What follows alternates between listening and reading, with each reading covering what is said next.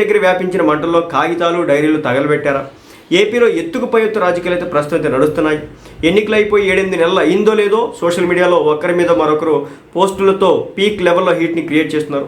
YCP అధినేత జగన్ 2.0 కథ వేరే ఉంటుందని చేసినటువంటి కామెంట్స్పై ఓవైపు సెటైర్లు కూడా పెరుగుతున్నాయి. ఇంకోవైపు గత సర్కార్ హయాంలో అమలైనటువంటి మద్యం విధానంపై దర్యాప్తుకు ఆదేశిస్తూ సిట్ని ఏర్పాటు చేసింది ప్రభుత్వం.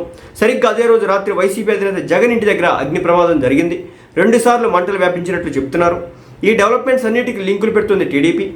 జగన్ 2.0 అంటే ఆధారాలు ధ్వంసం చేయడమేనని సోషల్ మీడియాలో వేదికగా పోస్టులతో హోరెత్తిస్తున్నారు టీడీపీ అభిమానులు.